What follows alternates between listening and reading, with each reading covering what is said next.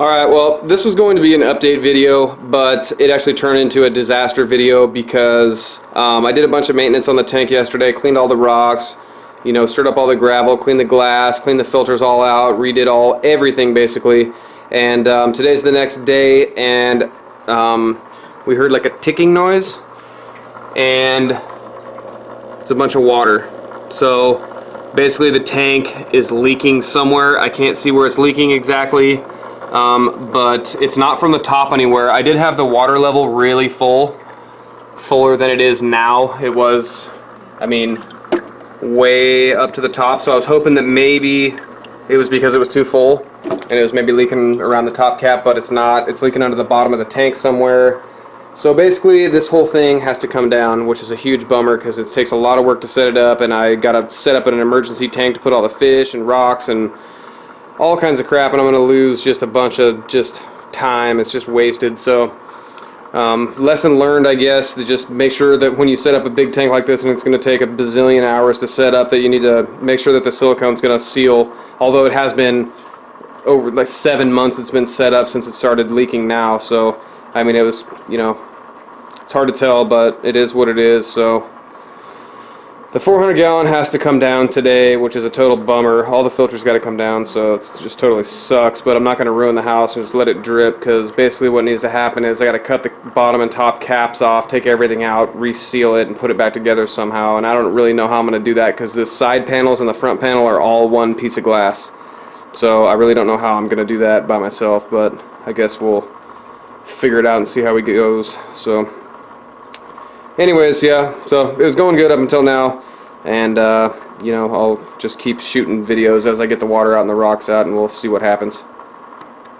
Alright, so I got everything turned off. I had a lot of help getting the water out and getting the rocks out and getting everything moved over. I had a brand new 55 gallon tank from made by like Aquarium or whatever that I was sitting outside waiting to become a sump for my 125, but is now the freaking refuge station for my 400. So anyways, that's out in the garage. I'll show you guys that in a second, but yeah, this is what it looks like. No rocks in it. It's kind of reverse of how I set it up, obviously, but it's just a big bummer. It's a waste of time.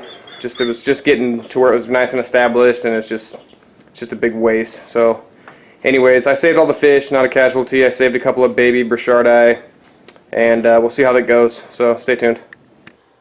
Okay, so here's the tank all drained out. I still have sand, and we've got a few babies that I didn't realize were in there, and they've been surviving on flake food and a little tiny pump for the last couple days, and it's time to get them out. So we're gonna get a little tiny net those little buggers out, and then I got a little 5 gallon tank set up for them with you know, as close as I possibly can to what they were born into, with rocks and sand and all that stuff. So here we go.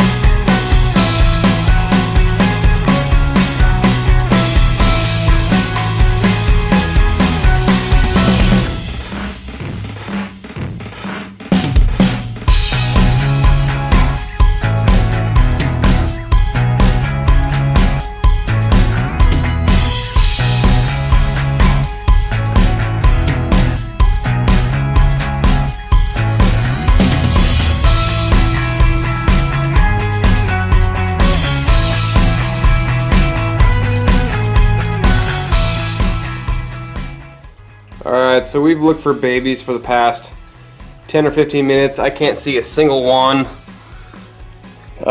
So we're just going to go ahead and move along with draining this tank all the way, get all the water out of this thing. That way I can get the lighting diffuser panels, as you can see right there. And what those are for is to keep the rocks from ever touching the glass on the bottom. Just to, you know, just to kind of a safety precaution. It's not a bad idea to be safe and sorry. So, you know, so I think we found all the babies, which is good.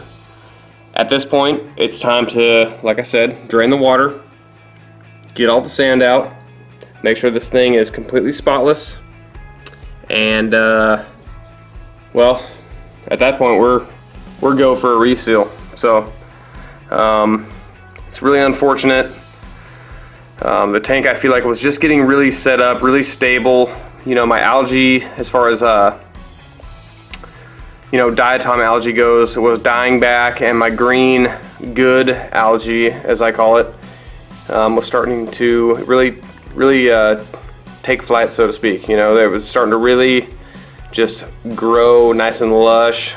I had some really good green patches, and you know, I switched my GU10 LED bulbs to a little bit higher wattage. That way I get the light down there deep in this tank. And well, sometimes stuff happens, so it's all good, no worries. Take it on the chin, call it a learning experience, restart the tank, and keep going. You can't get bummed out by this kind of stuff. It's a really old tank, and you know, this tank failed as far as seals go, you know, 7-8 months later. So there was no way for me to fill this tank entirely up in the backyard to find out that it doesn't leak, set it up, and then, you know, have it leak 7 months later. You never know. So stuff happens. It's all good.